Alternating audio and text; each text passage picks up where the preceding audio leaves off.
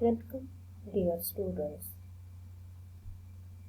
For this presentation, myself, Madhuri Patil, Assistant Professor, Basic Science and Humanities Department, Marathwada Institute of Technology, Aurangabad. My topic of presentation is laser, that includes basics of laser, characteristics of laser. Now, what is laser? Laser is an acronym of light amplification by stimulated emission of radiation. Means, light gets amplified by the process of stimulated emission of radiation. And therefore, this laser light is different from ordinary light.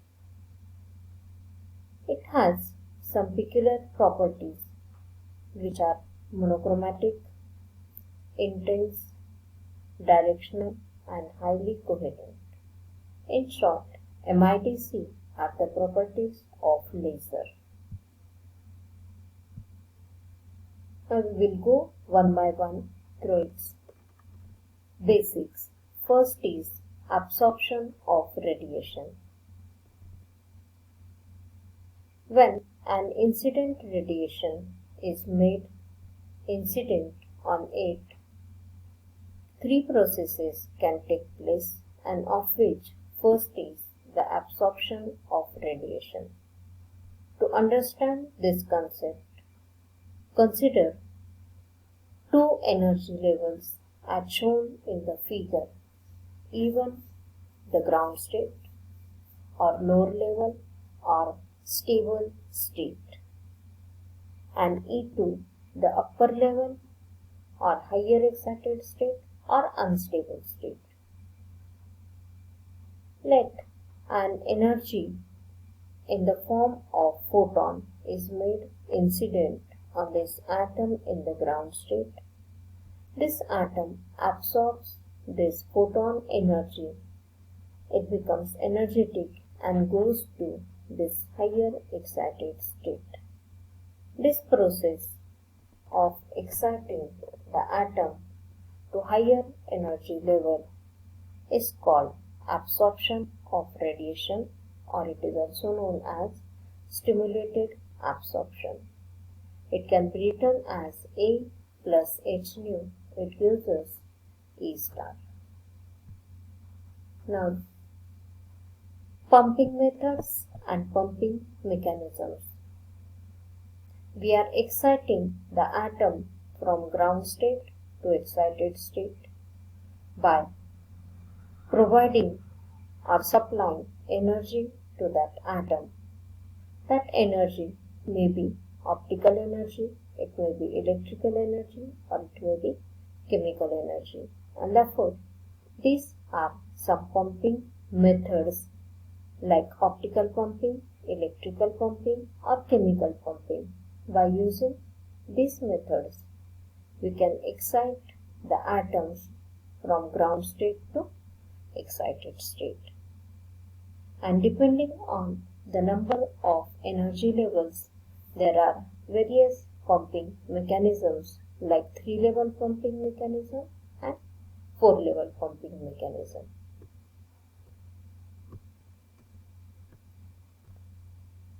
Next concept is spontaneous emission. Now, by absorbing the photon energy, atom has excited from this ground state to excited state. Now, what is this excited state? We have seen that excited state is an unstable state because of its lifetime. What is its lifetime?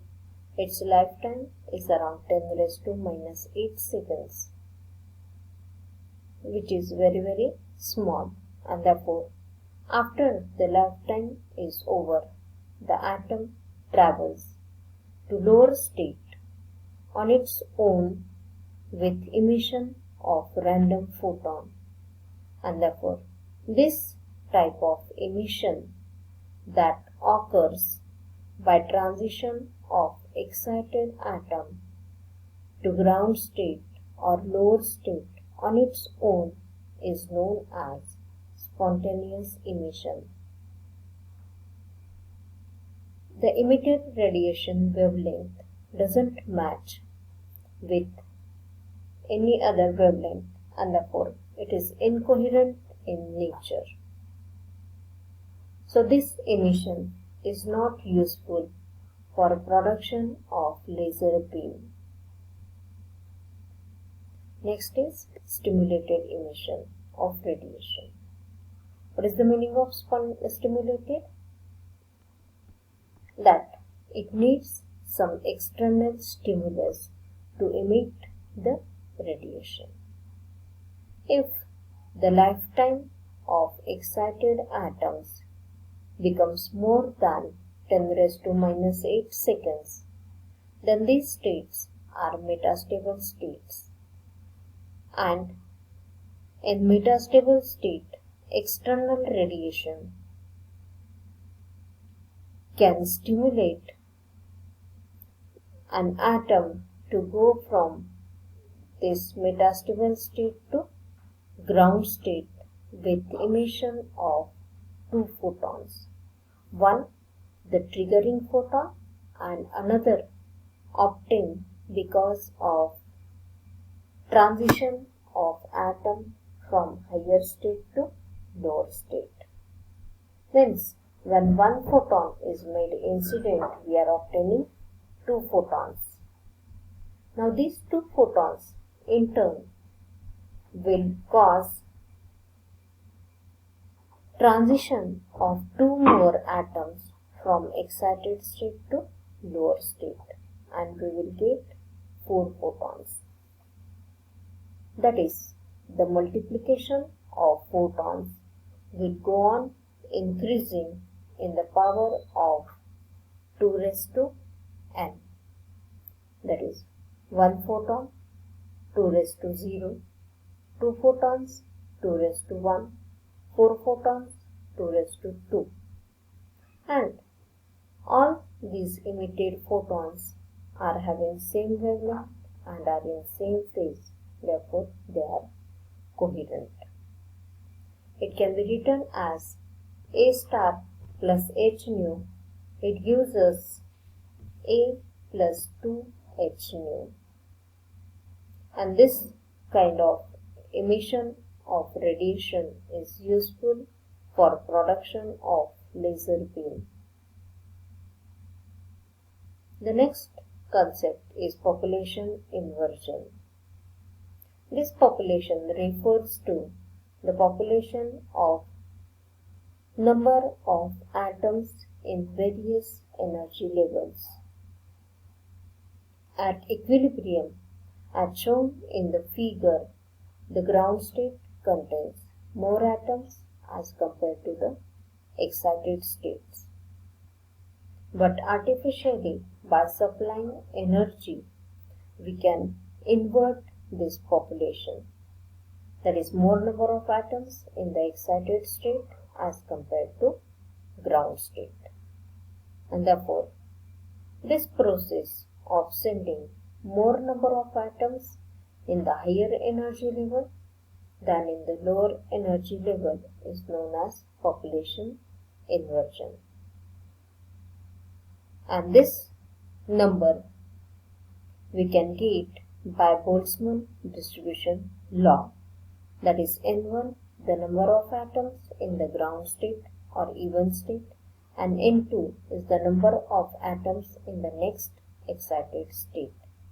That is given as N0 exponential minus E1 by kBt, and N2 is equal to N0 exponential minus E2 by kBt.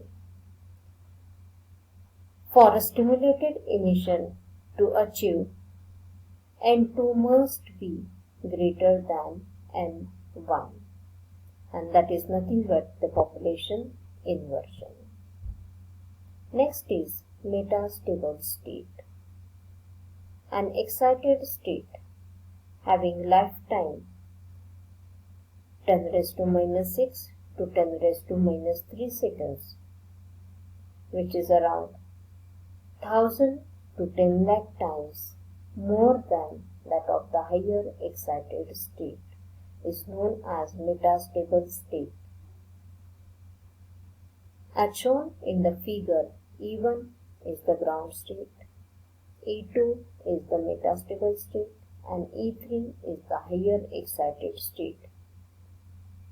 See what is written over here, that it's short-lived state, or we can say that higher excited state with lifetime 10 raised to minus 8 to 10 raised to minus 9 seconds, while this metastable state carry lifetime of 10 raised to minus 6 to 10 raised to minus 3 seconds, and therefore more number of atoms can accumulate at this metastable state. Means population inversion will be achieved, and then stimulated emission can be possible. And therefore we can say that if metastable state is an important state for laser to be produced, or metastable, if no metastable state is there, then there will be no population inversion, and if no population inversion, then there will be no production of laser beam, and therefore it is an important state, that is metastable state. Next are the characteristics of laser. Why these lasers are different?